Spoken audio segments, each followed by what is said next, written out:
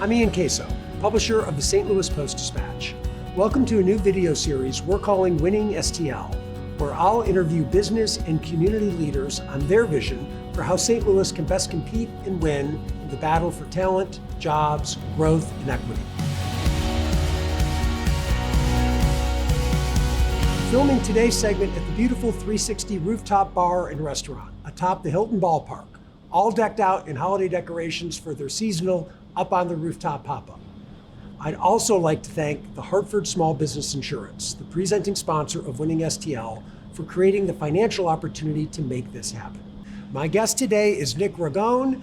Nick is an author, a presidential historian, a chess enthusiast, and one of the best healthcare marketers in the country. And he's the executive vice president for Ascension Healthcare. Welcome, Nick. Great to be here. So, Nick, 2 years ago, you were instrumental in bringing in the Ascension Charity Classic. For those who might not be familiar, just tell us a little bit about it and the impact it's had. Sure. The Ascension Charity Classic is a PGA Tour Champions event, so it's part of the PGA Tour. It's their over 50 event. And really, a couple years ago, this is pre-COVID, I think I've been leading our national rebranding over the last 7 years. And as that process came to an end, I really wanted to find a signature brand moment. Usually live sports is good for that. And so we started talking to the PGA Tour. They're a nonprofit, we're a nonprofit. And I said, how about putting a golf tournament at Norwood in North St. Louis County, where all the proceeds go to charities that serve the area, particularly underserved youth. And I think it's been a game changer for the way the rest of the country looks at North St. Louis County and says, you have professional golf there, you have Norwood, you have Glen Echo, which is historic, you have Normandy, which we're redesigning. There's something special going on in North St. Louis County around golf, which isn't historically known as the most diverse and inclusive sport ever. And I'm really proud of that. And having Emerson and Worldwide, two of the great companies anywhere in the country, be anchor tenants on it, it sort of reminds the country, St. Louis is special. We have great sports fans, we have great companies, and we love giving back. And to do it all in one event is really, really cool. The crowds, I think, even were higher than they expected at the PGA. Isn't that true? We now have the most attended event on PGA Tour Champions, but I think other companies are doing that as well, looking at how can they take their charitable giving, their sports marketing and philanthropy, and investing it in the community, and then giving back through charitable proceeds. And it's a winning formula for our region, and I think it's one of the things that are going to make it attractive for other companies to relocate here, for people to live and work here. It's one of the things that I talk about all the time to others who are thinking about moving here. And they say, you're from New York, what's it like moving to St. Louis? And I said, it's the best kept secret on the planet. We love it here, we're never leaving, because we feel so connected to the community through our work, through our giving, through sports, through engagement. And I think that's really the narrative that's going to win for St. Louis in the future. So when you moved your 10 years, it was new to you. You didn't maybe know what you were getting into, it sounds like, about what part of the country you were coming to. What surprised you? How much there is to do in the arts, for instance. I didn't know anything about the Muni. The Muni is as good as any institution in the country. It's fabulous. The St. Louis Symphony, I'm on the board of that.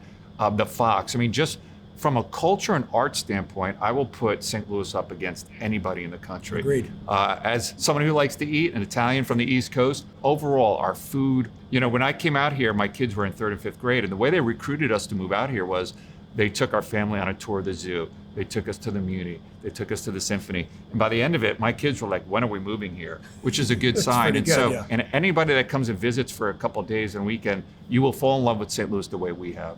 Let me ask you, what do you see are opportunities? What are maybe the natural strengths that we need to play to, or things that we need to put more focus on as a community?